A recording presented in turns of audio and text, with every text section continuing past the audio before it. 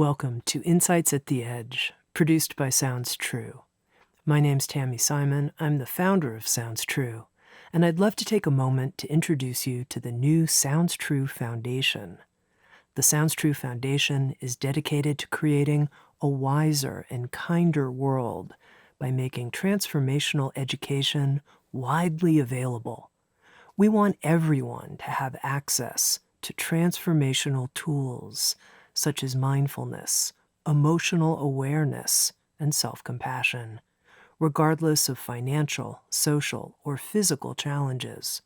The Sounds True Foundation is a nonprofit dedicated to providing these transformational tools to communities in need, including at-risk youth, prisoners, veterans, and those in developing countries. If you'd like to learn more or feel inspired to become a supporter, please visit SoundstrueFoundation.org. You're listening to Insights at the Edge. Today my guest is Donna Eden, and this is a special rebroadcast of a classic Insights at the Edge episode. Donna Eden is one of the world's leading energy healers and trainers. She's treated over 10,000 individual clients and taught hundreds and hundreds of classes worldwide. Donna has been able, from childhood, to perceive the body's subtle energies. She works with those energies to heal other people and to teach others how to work with them as well. With Sounds True, Donna Eden, along with her partner, David Feinstein, are featured presenters in a new offering called The Year of Energy Healing. The Year of Energy Healing will have featured presentations and practices each month with energy healers teaching from around the world, including Carolyn Mace, Heather Ash Amara, Damien Eccles, Anne-Marie Chiasson, and Ianla Van Zant. I hope you'll join us. The Year of Energy Healing starts in July of 2020, and to find out more, you can go to SoundsTrue.com. In this episode of Insights at the Edge, Donna and I spoke about her unique gifts and challenges as someone who both sees energy and has also healed herself from serious medical challenges using the techniques of energy medicine. We also spoke about something quite controversial, taking on other people's illnesses and experiences as part of her work as a healer, and why Donna actually embraces this unusual approach. Donna also shares with listeners a technique for opening with total trust to the energy of the heavens. Here's my conversation, a beautiful and uplifting conversation with Donna Eden. Donna, I find you such an unusual person and such a gifted healer that I want to start right here in the beginning by having you help me get a sense of what it might be like to live inside of you. Now, I'm serious. And what I mean by that is, how do you experience the world? How do you experience people and situations? Oh, well, first I'd like to say that I was probably 21 years old before I knew that the whole world didn't see energy. I thought every human being on earth saw energy. And when I found out they didn't, because my first husband was going to put me in a mental institution for saying such things, and he was afraid people would think I was nuts, I didn't know how people made up their minds about things. I didn't know how they figured out what to do. And over time, I think I understood it better because I think other people developed their left brains stronger than I did. I'm very right brain, and it just followed energy. I mean, I watched and followed and felt energy all my life, and that's how I maneuvered through life, and I still do, although I'm fascinated with brilliant minds. And I think that maybe I'm evolving that way more, where other people might be trying to get less left brain. I'm getting more. But I think one of the hardest things for me has been, I'm past menopause now, and it's a lot easier. When I used to be premenstrual, I could not turn it off at all. So that if I walked down the street, I could see who had cancer, or who had heart problems, or who was suffering from some emotional trauma, and I would want to, and sometimes I did. I'd grab people and say, "Let me help you." And want to help them, long before I had a practice. So it was like I didn't have boundaries. It was all, I would just merge almost with another person. And I've come to find out over time, the last 30 years, how to let that happen and not harm me in any way, because I also used to pick up everybody's everything, but not so much anymore. And I also loved it, by the way. I loved that there were no boundaries, because I also felt like I could look at people, and even if they had things in their energy field that seemed not so right or even harmful to anybody else, you could also see their beauty and their wonder. And I have always been humbled by human beings, how really good they are. Nobody has ever asked that in an interview, by the way. You've actually already said a lot that I want to go into in a bit more detail here. Walking down the street and you can see that somebody has cancer. The people use this word energy so differently and mean different things. So I want to really understand what you see when you meet somebody or feel or sense. Like, try to unpack it in more a full way for me. Okay. Well, I can see very clearly 9 different energy systems. And on each of those systems, I will see different things. I will also feel different things on each of the systems. And so if somebody is very, very excited or happy, or it will really show up in their aura, and it will come up in colors of a brightness, and their aura goes out very far. And so that you can see very, very quickly.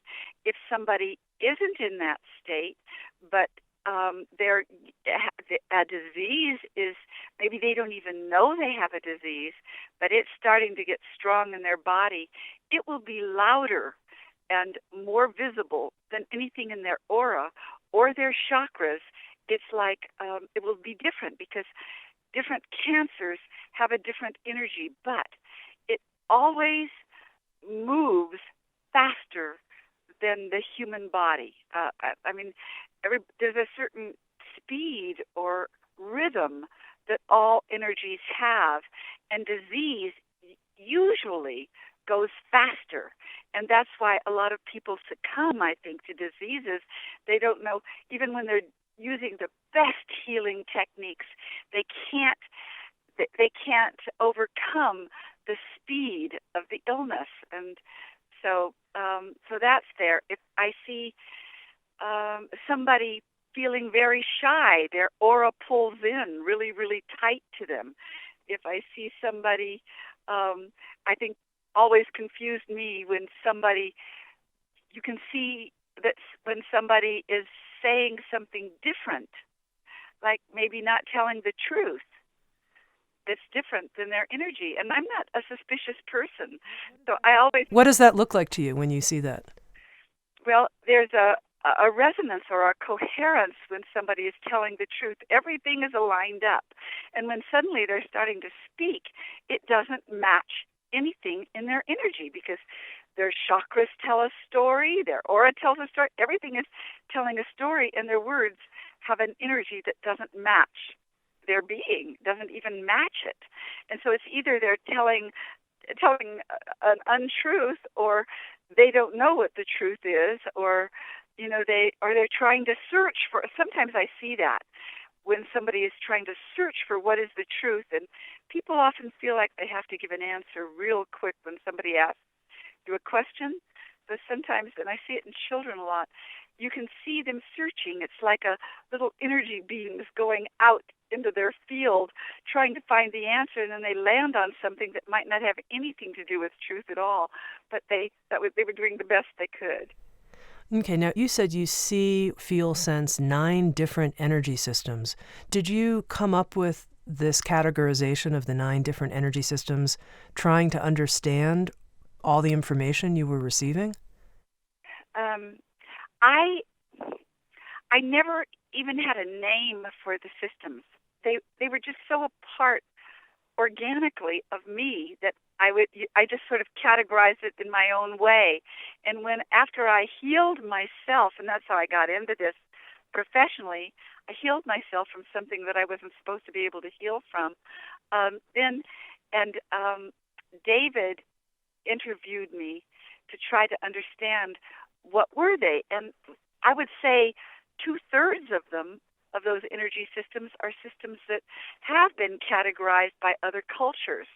So then I could say, oh, that's what I've been talking about. So I really needed some titles and names that other people have named. There's a few that I haven't found in another culture yet, but they probably are. I just haven't come across that culture that has this. So I've named things.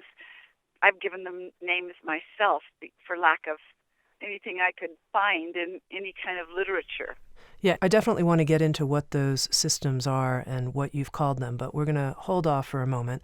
I want to understand more what this illness was that you had and how your own gifts were able to be applied to the healing of that illness.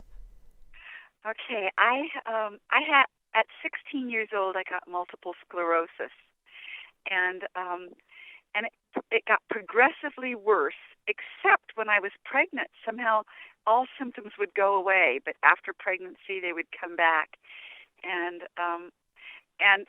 and then by the time I was 29, I was in real trouble and starting to be able to not walk anymore. I had a buzzing that went all over my body and my face and my hands for the next 2 years, where it felt like everything was asleep, and sometimes it would be so extreme on my face I couldn't form words anymore because I couldn't have any control over my muscles. And I went to 5 different supposed great experts in the world who all said not only was this happening that I had multiple sclerosis, but my organs were breaking down so fast that 2 of these 5 gave me that I wouldn't be alive in 9 months. And the other 3, it spread out further. One said, and you won't be around, somewhere between 2 and 3 years were the others, that I wouldn't be alive, and I'd better figure out what I was going to do with my kids. And there was no cure, and my organs were breaking down. I was allergic to everything now, so that the only food I could eat that I would not have an extreme allergic reaction to, often ending up in the hospital, was red meat. And I've often thought the reason why it was red meat is because multiple sclerosis is a breakdown of the myelin sheath, which is protein, and your body needs protein so bad. Meat is a really dense protein, and so that's the only thing I could eat. And so I don't know where I was going from there, but when I was diagnosed with this and given the dire consequences of death, somehow, I can't tell you why, but somehow I was not afraid.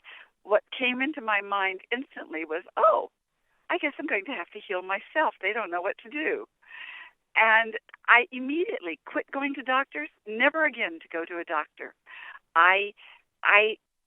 That day, I put my one hand on my knee and one hand on my upper leg, and I noticed that it took about 3 minutes before this area of my body where I couldn't move at all anymore, suddenly I could see and feel energy crossing between my hands. And I realized I could do that everywhere. That was just the beginning.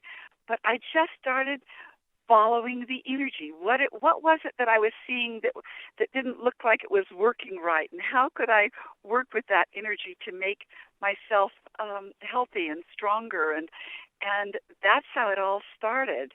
And then very interesting things happened. And after having been, really, I'd been allergic much of my life, and to most things. And in the in 7 weeks' time, I lost all allergies to wheats and grains that I'd never been able to eat bread all my life. Suddenly they were gone. It came in stages how I got healthier and healthier. But suddenly I could move my mouth and I could talk really well. My legs started getting stronger. Everything started getting better. And then I started being able to metabolize food. Oh, I had asthma really bad too, which probably was just because my organs were breaking down. And my asthma started going away. Everything started getting better. And I'd had a heart attack at 27. So my heart started getting strong, and I just got well. And then I wanted to show it to everybody who had any kind of, especially autoimmune illness, because I thought, I know something, and I think I can teach this to people.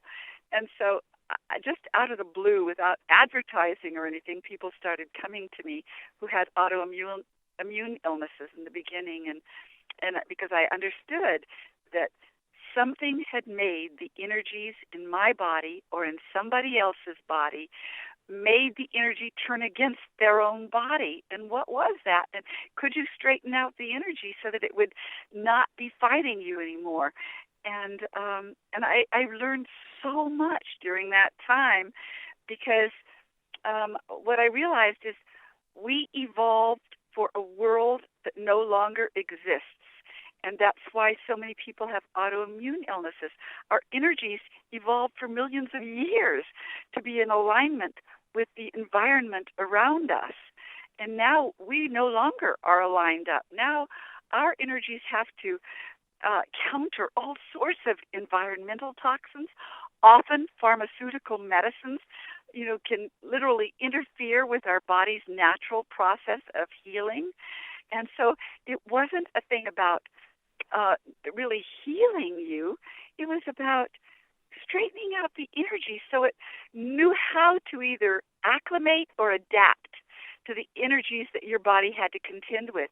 And when you did that, a person's body, the body already knows how to heal. I mean, inside of us, I believe with all my heart, our body's best medicine is energy. That's the best medicine.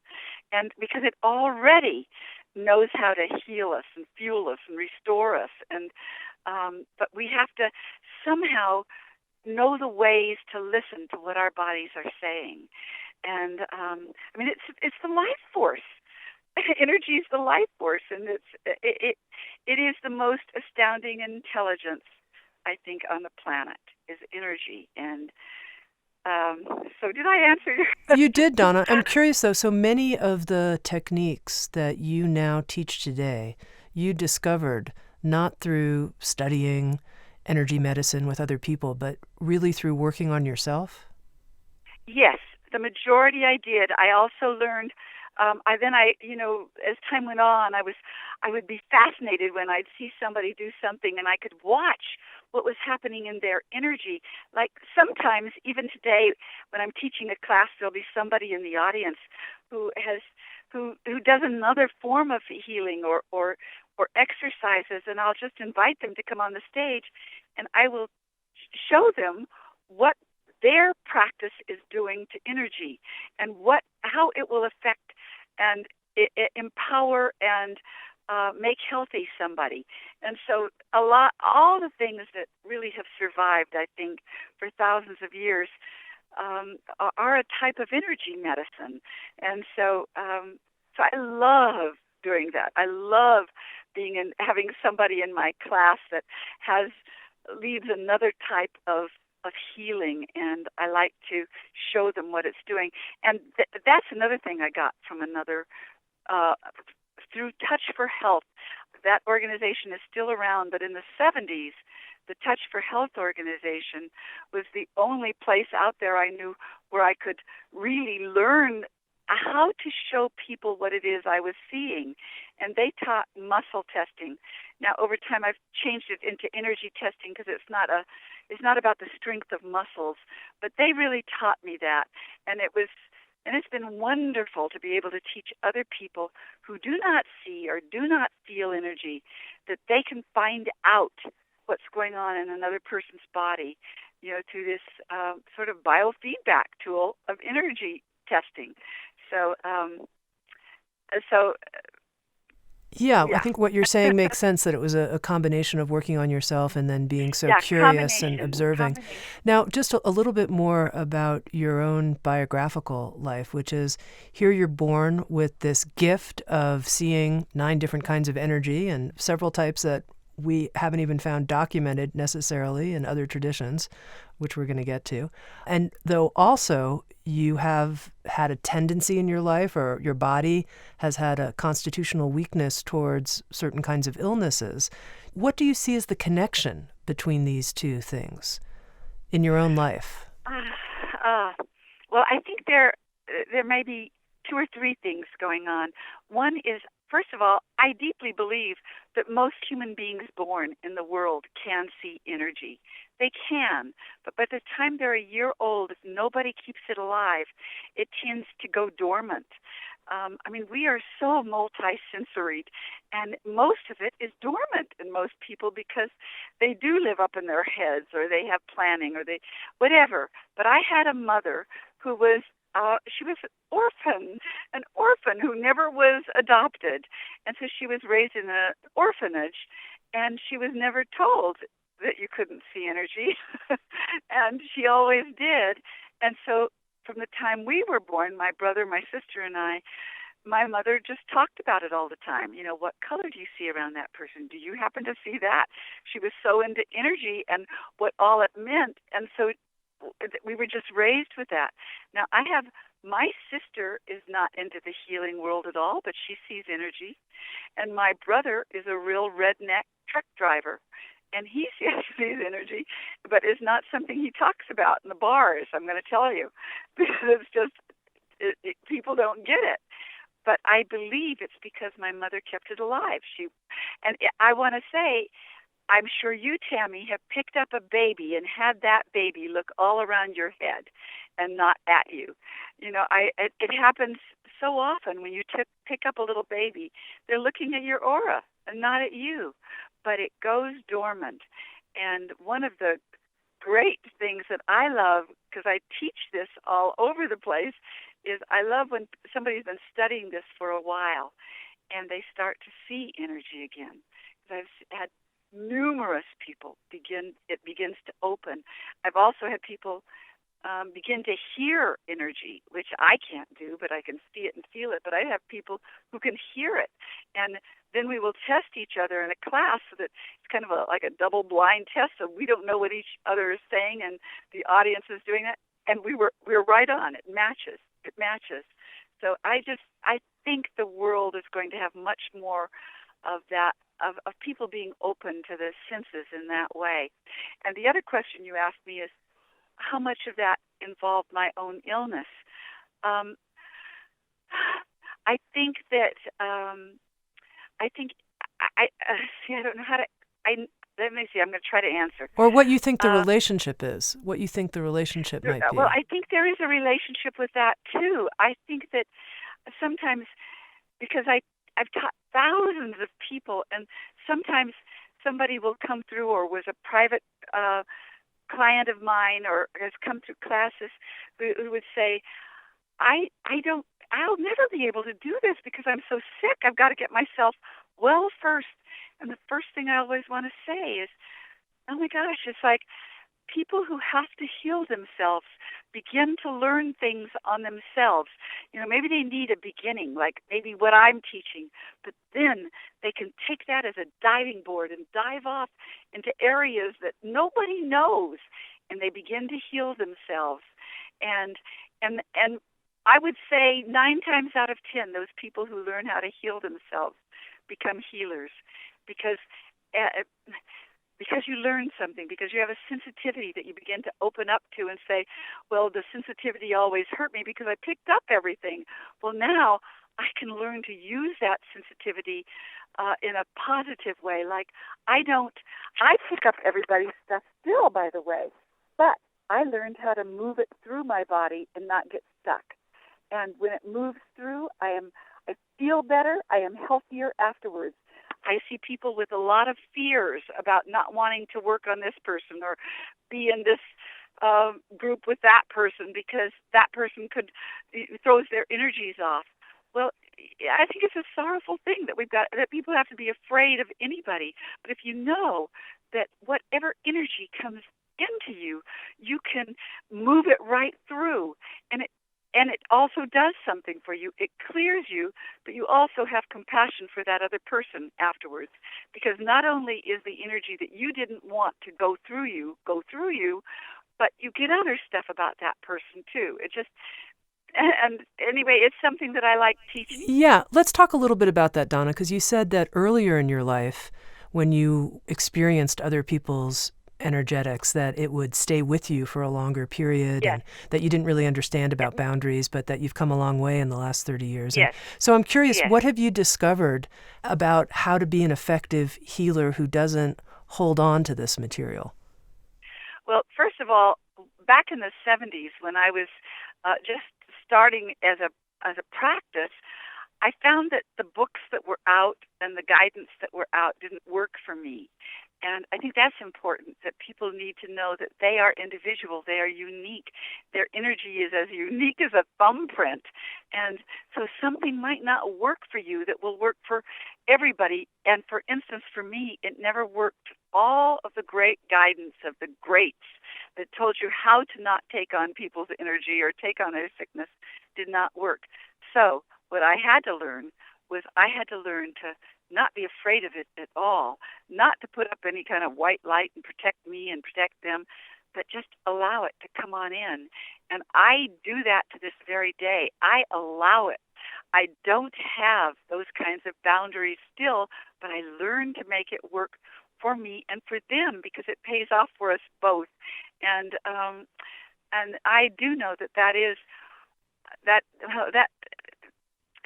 I have a passion about it, about people not being afraid to take on or getting hit by other people's energy, or even the environmental things that at one time really took me down. And I just know how to move it through me.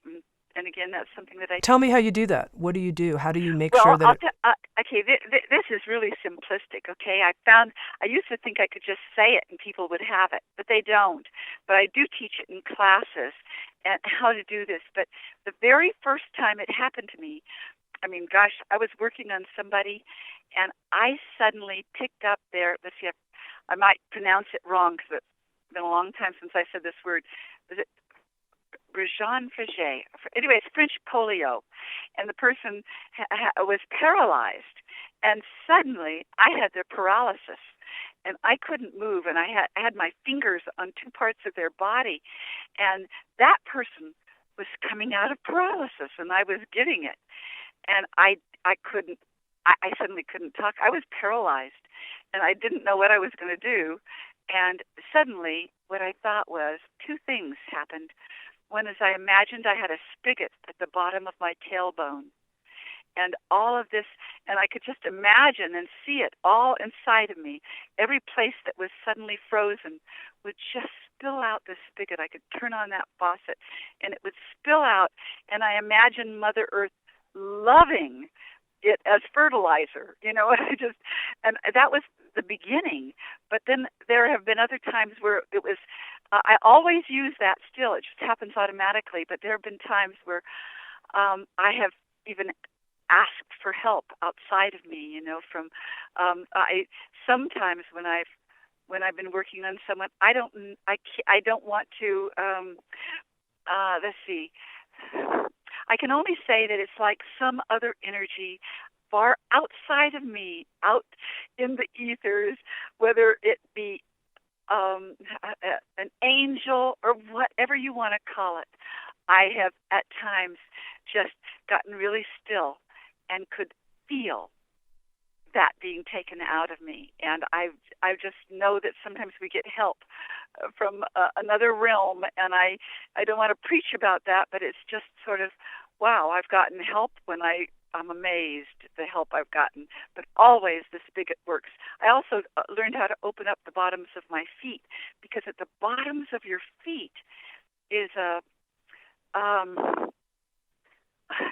they're just receptive energies there that when you feel fabulous and you're walking on the earth out in the country somewhere and you can feel that connection to the planet, you can also release to the planet when you've got that, when all of those openings on the bottom of your feet are open, then things spill out of your feet easily, and it just automatically happens. I don't have to think about it or anything, and so it is something that I teach how people who sometimes, if they're very mental or have a very strong left brain, they have to find a way to be able to let the energy flow to do that. And so just to understand, when you work with somebody as an energy healer, is the primary method or a primary part of the healing that you're taking into your own being whatever it is they're suffering from and processing it yourself? No, that isn't primary. That happens if I'm going into really deep territory and I know that this person is in a critical place that really needs to turn around, then that's what can often happen. But my primary thing is teaching people how to unscramble their force fields so that all their energy systems will be in alignment and strong and empowered, and they can know how to get their energy back quickly if they lose it, how to clear their mind when it feels fuzzy, how to lift themselves up out of depression or despair, how to take away their own pain, how to do all these things without Western medicine. And as I teach, I think my most primary thing is I teach people, if they will do a 5-minute routine every day, twice a day, then they will start building a stronger habit in their energy systems, so that when something comes along that can really throw their energies off, or if suddenly they had energy and they don't have it, they will one, be able to get their energy back fast, but two, their body builds habits. The body's energies build habits so that you only get healthier the more you do it, and you're just not as vulnerable to things taking you down in the first place. It is also an amazing compliment that if you are going to do Western medicine, it really complements it. Like, for instance, a lot of hospitals are not a lot. No, I shouldn't say a lot. But there are hospitals in the United States that do energy medicine now. And MD Anderson Cancer Clinic and Hospital in Orlando, Florida, has their own department of energy medicine now, because they have found, for instance, when women are going through chemotherapy or radiation, that there are two techniques that if you do them while they're going through chemotherapy or radiation, they have very little side effects. Women often don't lose their hair or get nauseated, or it's like, because the body learns that this is not something that it has to freak out over and give you side effects. And you teach the body that you're not being poisoned, that this is something good, and the body really learns fast. So, Donna, when you were describing the example of the person with French polio and taking that into your body, does that kind of experience happen to you only when you're really trying to help someone who's in a desperate situation, or does it sometimes just happen to you when you meet somebody or are with somebody that you feel what they're feeling? Yes, it can happen anywhere, and again, I think most of my life, I was told that this was a very bad thing, that you can't. I mean, you've got to protect yourself and save yourself from that. I really appreciate that. When that happens to me, I like feeling what somebody else is feeling. I like being at one with somebody. I always think that I'm lucky, and I always feel like it makes each of us not so alone when you go to that place. And I also, sometimes I'm not super articulate. But I found when I can feel where they're at, I can search for my words and feed it back to them. And it just, I mean, I think that that the uh, that the world is going to survive better the more people find that that's an okay thing, that it's a good thing to feel that connected. I think part of the reason that feeling other people's experience like that might get a bad rap, if you will, is that then people can sometimes be stuck in someone else's experience. They're not moving it through the way Yes. you're describing. Yes, that's exactly right. And there's so much I know there's a lot of reasons for fear in this world, but one of them, just in my work, I see people so afraid to take on somebody else's energy or not want to be with them or do this or do that because they're fearful. But if you know, that energy will move through you. Here's something else.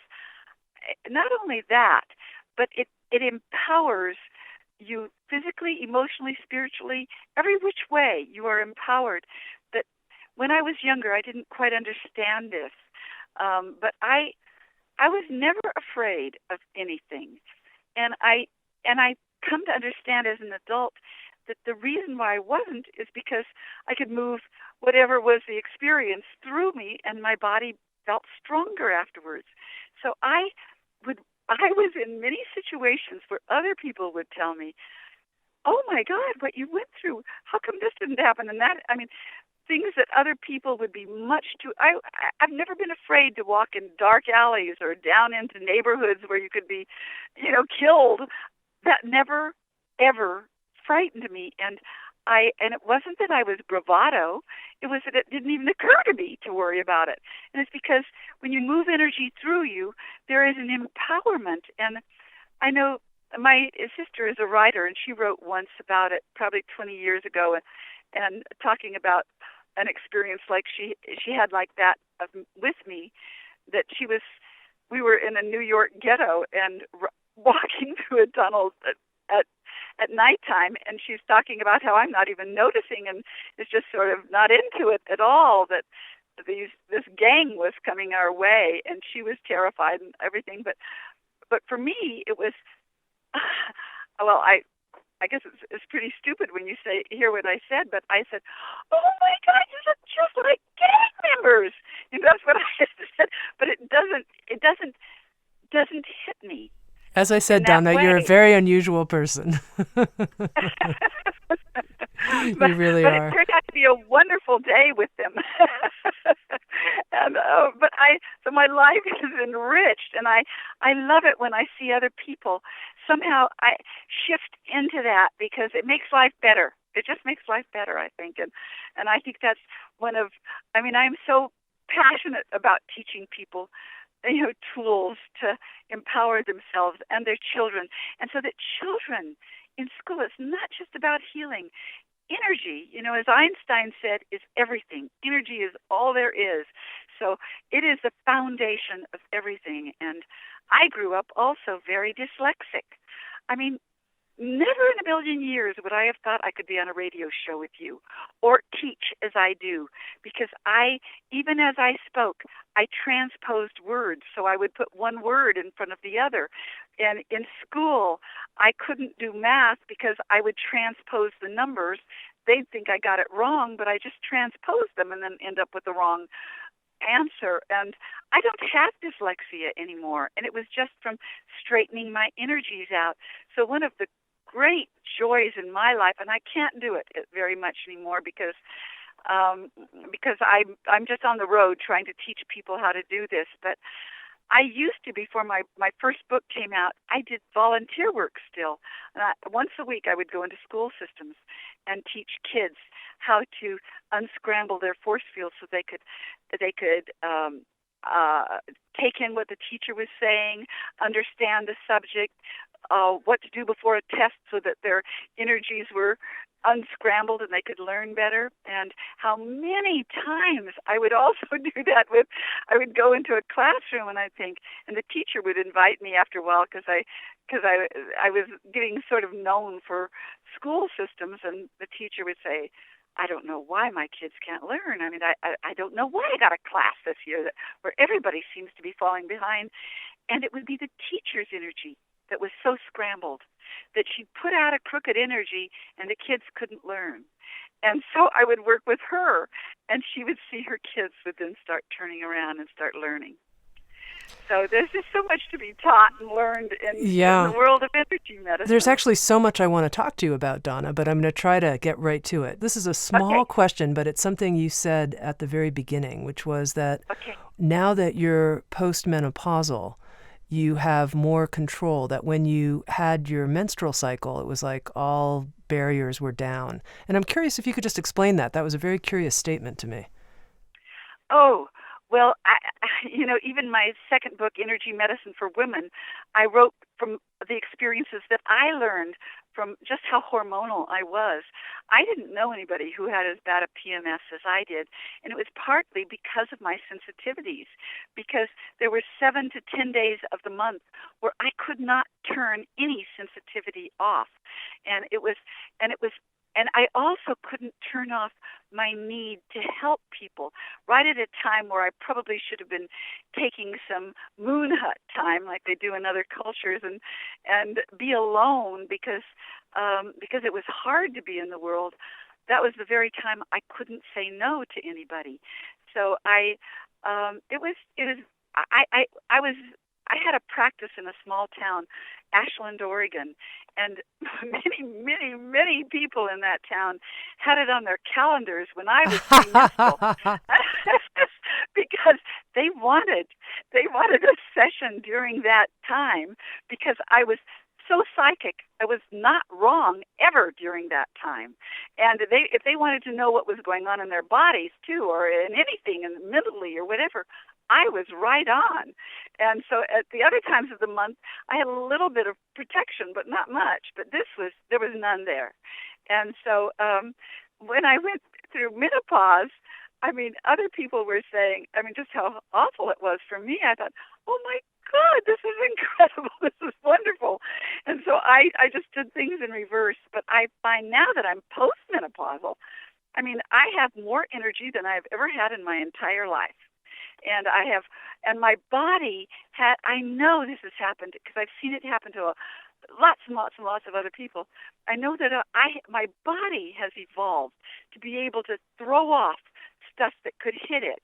I have a very healthy heart. After having a really bad heart for the first 30 years of my life, and in bed as a little tiny girl, and then a heart attack at 27, my heart is in great shape.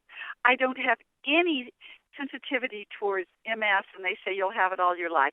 No, it's just not true. And you can evolve your body so that it can tolerate the things in this world much better, and then you don't have to pay attention so much. You can just enjoy your life. Okay, now one of the topics we said we would circle back around to, and I want to, is that you identified these different energy systems in the body, many of which have been documented and taught in other world traditions, Chinese medicine, etc. But which are the energy systems in the body that you see and experience that you haven't noted any other traditions documenting? Okay, it's interesting. I think in the last couple of years, I've seen a couple of other people write something that is quite similar, so I think it's starting to come up. But for 30 years, I've taught how to put in a person's grid. And just for a lack of a better word, I called it a grid because it looks like a grid. And it's kind of like if you think of a building when they're starting to lay down the foundation, and that they want to make sure the foundation is really good before they build everything on top.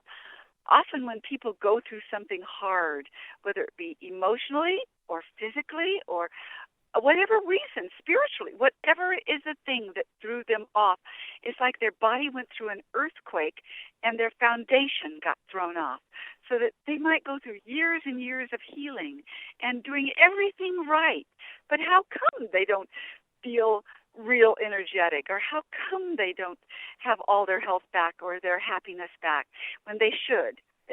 Those are their words when they quote should, unquote.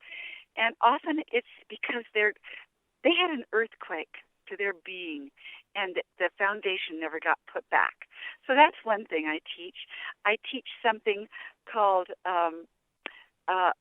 radiant circuits, and I think I'm the best person on the planet to teach radiant circuits because, and now, by the way, in these later years, I found that they are very similar to what the Japanese call strange flows, and there are systems of Japanese work where they work with strange flows, but because I didn't learn it with them, and I just named it myself, radiant circuits. I learned something I think that you wouldn't learn if you went through a traditional way of learning it, because basically what they are, I'm very sure that radiant circuits predate meridians or chakras or and maybe not the aura, but maybe the aura. Radiant circuits are the energies that will travel anywhere they need to or want to or see fit to in your whole body and outside your body. How to connect it up. The best way I can talk about it is when you first fall in love and you're walking on cloud 9, your radiant circuits are hooked up. But there are let's see, I think there are, I'm going to have to name them myself. I think there are 8 or 9 radiant circuit pathways that you can hook up, and they will do different things. So one is that bliss state, and for moments you might feel it if you're seeing a sunset and you've never seen anything like that in your life. You get hit through your whole being. Well, all your circuitry is turned on, and if you can, let's see, what's another way is there's a circuitry called a penetrating flow, and it penetrates you deep, so that you can get it at a soul level, and you know it. And it can hit you maybe in joy, but it can also hit you in sorrow. It can hit you in the meaning of things, mentally.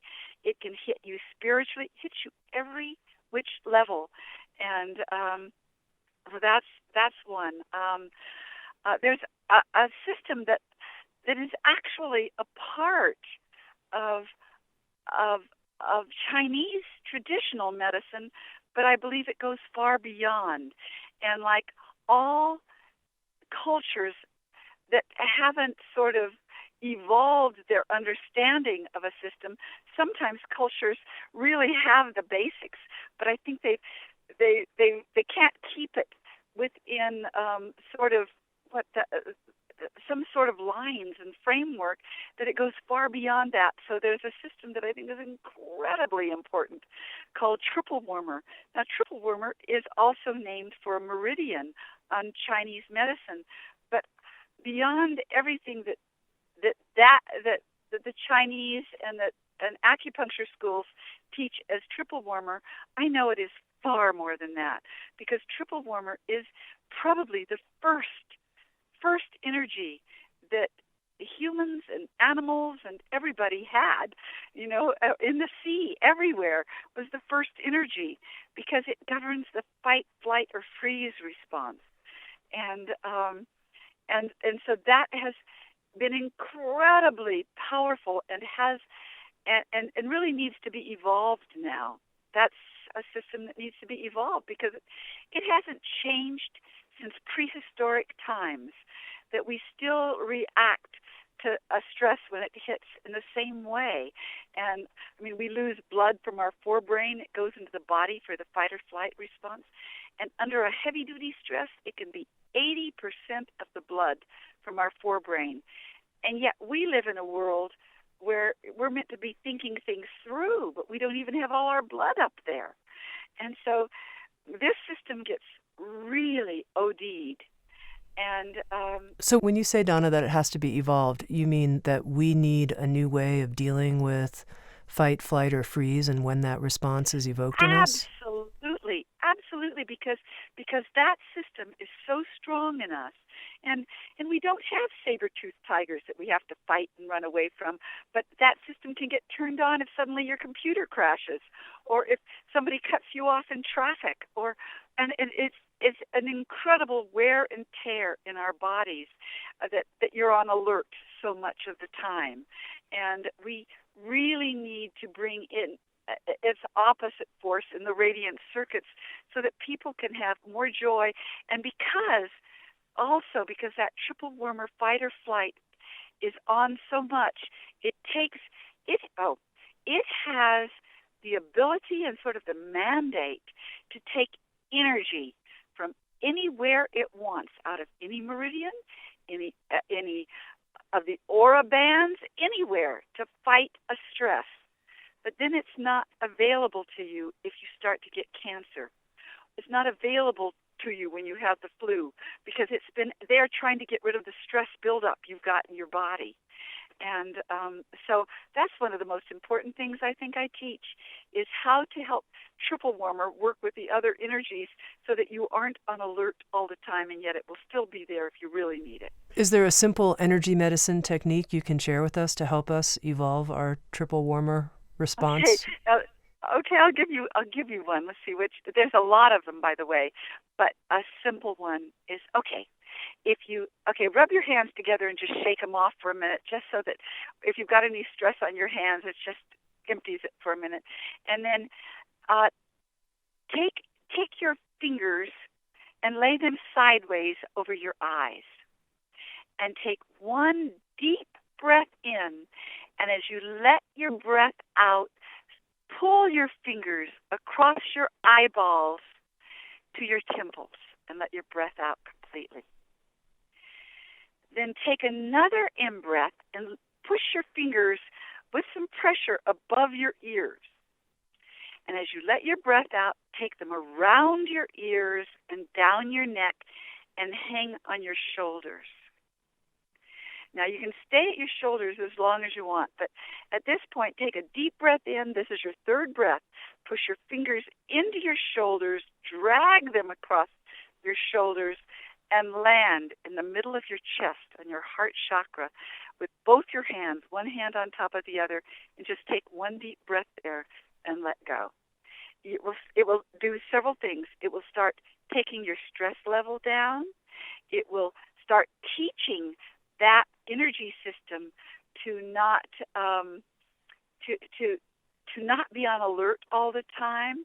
It will help your immune system so that it's more ready to handle any kind of illness or disease that comes along, and you are literally evolving that part of your body so that you can live a healthier, happier life. That was fabulous, Donna. Can we do it one more time together? Will you take me through it one more time? Yes, okay. Lay your fingers sideways over your eyes, with not holding deeply, but not too light either, just kind of a calm firmness. And take a deep breath in, and as you let your breath out, drag your fingers over your eyes to the sideways to your temples, and let your breath out all the way. Now take a deep breath in here with your fingers on your temples, and let your breath out again. Now take another in-breath and slide your fingers with some pressure, but not a lot, up over your ears. So you're up above your ears. And then as you let your breath out, come around back side of your ears and come down your neck and hang on your shoulders with your fingers. Now take a deep one. This is the third deep breath. Take a third deep breath in. Press your fingers deep across your shoulders and drag them across your shoulders to the forefront, and lay your hands one on top of the other on your heart chakra in the middle of your chest, and let go. Thank you. You're welcome. Now, there's one more thing that I wanted to talk with you about today. I mean, there's hundreds of things, but I'll go right for this final topic, which is I know that recently your daughter has been suffering a severe health crisis. And here you are with all of these gifts as an energy healer, and I'm curious what the situation was like and how you handled it. Yes, thank you. My daughter went through a fertility treatment to become pregnant, and they OD'd her with too many hormones, and her body became one blood clot, and her blood wouldn't flow anymore. She's been healthy all of her life. She's a Middle Eastern dancer, and she's very important in my classes. And she was helicoptered out of the emergency room, and I met her at the hospital, and they said she would never live through the night because her blood was not flowing. It was interesting. She was all one blood clot. The only place that had blood was in her uterus, and her ovaries had blown up the size of cantaloupes, and her uterus was just going crazy, and so she was bleeding just from her uterus, but she was all blood clots. And so I just moved into the hospital, and they said they didn't know what to do, because if they stopped her from bleeding, it means that they couldn't do anything to help make the blood thin for her blood clots. It was one thing contradicted the other.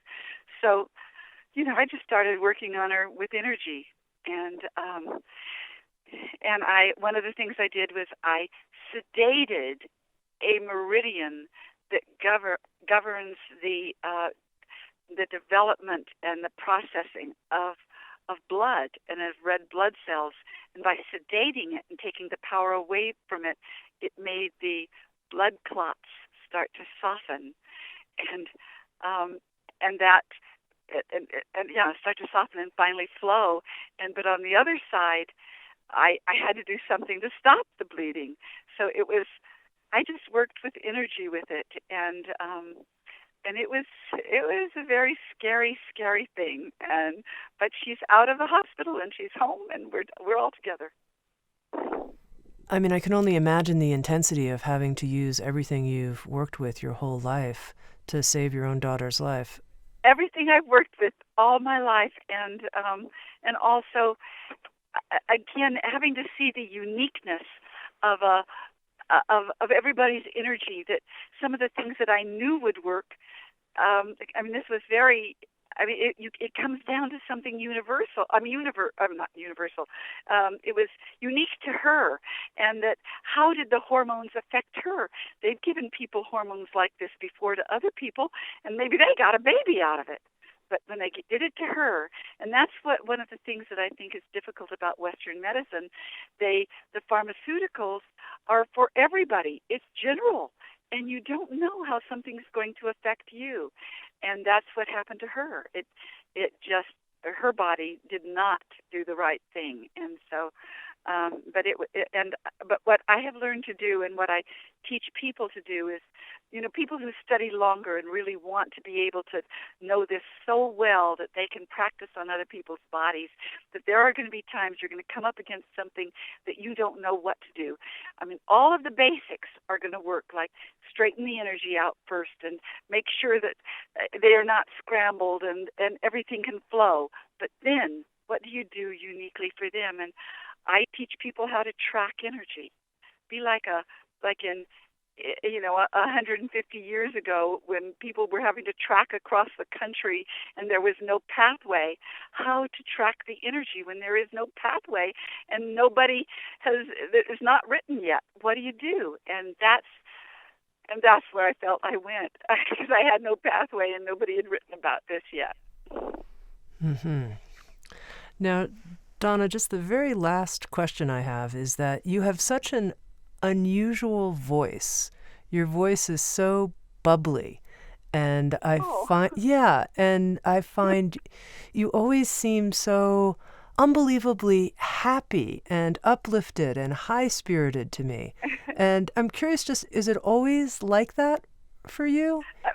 I love that you said that, by the way. That's why I said early on in the program, I think I am the person, more than any person on this planet, who ought to be teaching people how to how to activate their own radiant circuits. Because my radiant circuits are activated, it means that my happiness, my joy, comes from such a deep place within me and has nothing to do with the world around me. It's like something bubbles up in me. And when I smile, I feel that smile down to my soul.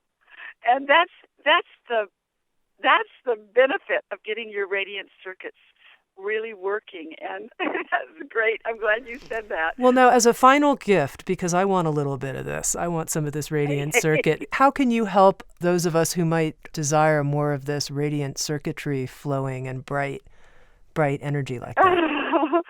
Okay, let's see.